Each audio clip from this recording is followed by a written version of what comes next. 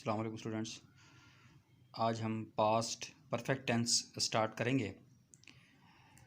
Past perfect tense की अगर हम डेफिनेशन देखें तो वो ये है उर्दू में कि वो काम जो माजी में या गुज़रे हुए ज़माने में मुकम्मल हो चुका हो उसे पास्ट परफेक्ट कहते हैं। यानी वो काम जो गुज़रे हुए ज़माने के अंदर मुकम्मल हो चुका हो, जारी ना हो, जिस तरह हम पास्ट कॉन्टिन्यूस टेंस पहले पढ़ चुके हैं। तो अब इसमें उर्दू में जो इसकी पहचान है, यानी कौन जुमले के आखिर में कौन कौन से लफ्ज़ आएंगे जिससे हम ये जान सकते हैं कि ये जुमला जो है वो पास्ट परफेक्ट का जुमला है। तो इसमें चुका था, चुकी थी, चुके थे, क्या था, दिया था, यानी ऐसे जो अल्फाज हैं जिसमें बज़ाहिर ऐसे लग रहा हो कि ये मुकम्मल हो चुका था काम। तो अब उसके बाद अब हम हेल्पिंग वर्ब की तरफ बढ़ते हैं कि कौन कौन सा हेल्पिंग वर्ब जो है वो इसमें इस्तेमाल होगा। तो हेल्पिंग वर्ब के अंदर जो है इसमें हैड यूज़ होगा। ठीक है, इसमें हेल्पिंग वर्ब हैड यूज़ होगा। अब आई हो, वी हो, यू हो, दे हो और कोई भी प्लूरल नाउन हो, ठीक है, आई, वी, यू, दे या फिर ही, शी, इट, इनमें कोई भी हो तो उसमें तमाम में पास्ट परफेक्ट टेंस के अंदर क्या इस्तेमाल होगा? हैड यूज़ होगा। हेल्पिंग वर्ब कौन सा इस्तेमाल होगा? हैड। और जुमले की पहचान कैसे करेंगे कि आखिर में चुका था, चुकी थी, चुके थे वगैरह। और तारीफ़ क्या होगी इसकी कि वो काम जो माजी में या गुज़रे हुए ज़माने में मुकम्मल हो चुका हो। अब स्टूडेंट इसमें जो मेन बात यह है कि इसमें वर्ब की कौन सी फॉर्म इस्तेमाल होगी। तो पास्ट परफेक्ट टेंस आपको मैंने पहले बताया कि परफेक्ट टेंस के कोई भी टेंस है ना, जैसे प्रेजेंट परफेक्ट है, पास्ट परफेक्ट है, फ्यूचर परफेक्ट है, जितने भी परफेक्ट के जुमले हम बनाएंगे तो उसमें हमेशा हम थर्ड फॉर्म इस्तेमाल करेंगे। तो लिहाजा जब हम पास्ट परफेक्ट का बनाएंगे तो इसमें भी फॉर्म जो इस्तेमाल होगी वर्ब की वो थर्ड फॉर्म, जैसे गो, वेंट, गोन, तो थर्ड फॉर्म इसमें इस्तेमाल होगी। अब हम चलते हैं इसके स्ट्रक्चर की तरफ कि बनावट कैसी होगी इसकी। सबसे पहले आपने सब्जेक्ट इस्तेमाल करना है, उसके बाद हेल्पिंग वर्ब इस्तेमाल करना है, फिर वर्ब की थर्ड फॉर्म इस्तेमाल करनी है और आखिर में आपने ऑब्जेक्ट का इस्तेमाल करना है। तो सब्जेक्ट ही, शी, इट वगैरह हैं, हैड, थर्ड फॉर्म और ऑब्जेक्ट। तो अब हम जब इसके सेंटेंसेस देखेंगे तो मज़ीद आपको इसमें क्लैरिटी आएगी। सबसे पहले हम पॉजिटिव जुमले की बात करते हैं। तो पॉजिटिव जुमलों में पहला जुमला है कि वो अपनी माँ को बता चुका था। ठीक है, अब देखें सब्जेक्ट आया ही, हेल्पिंग वर्ब हैड, अब third form of the verb tell, told, told. ठीक है, यानी he had told his mother, वो अपनी माँ को बता चुका था।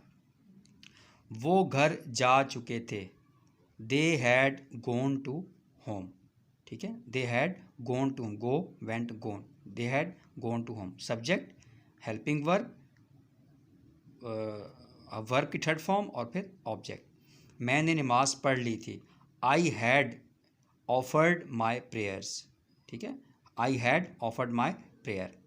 किसान अपनी फसलों को पानी दे चुका था, the farmer had watered his crops, कि अपनी फसलों को तो his crops, farmer had water. देखिए हैड तमाम यहाँ भी हैड लगा है, चाहे नाम आया है first form, first singular, first person आया है, दे, ठीक है, और ही, तमाम के साथ जो इस्तेमाल होगा वो हैड इस्तेमाल होगा। तो नेगेटिव में हम इसके मज़ीद एग्जांपल देखेंगे, जैसे यहाँ पे है ना, ही हैड टोल्ड हिज मदर, वो अपनी माँ को बता चुका था, तो he had not told his mother, वो अपनी माँ को नहीं बता चुका था। मज़ीद हम जुमले देखते हैं, जैसे तुमने अपना वादा नहीं निभाया था, you had not kept your promise, keep, kept, kept. ठीक है, फॉर्म ऑफ द वर्ब आप लाजमी कम अज़ कम 30 जो है आपको फॉर्म ऑफ द वर्ब याद होनी चाहिए, जिनका बहुत ज़्यादा इस्तेमाल होता है। ठीक है, तुमने अपना वादा नहीं निभाया था, you had not kept your promise. ठीक है, नेगेटिव में क्या होगा? सब्जेक्ट आएगा, हेल्पिंग वर्ब नॉट आ जाएगा सर, बाकी सारा वही प्रोसीजर है इसका।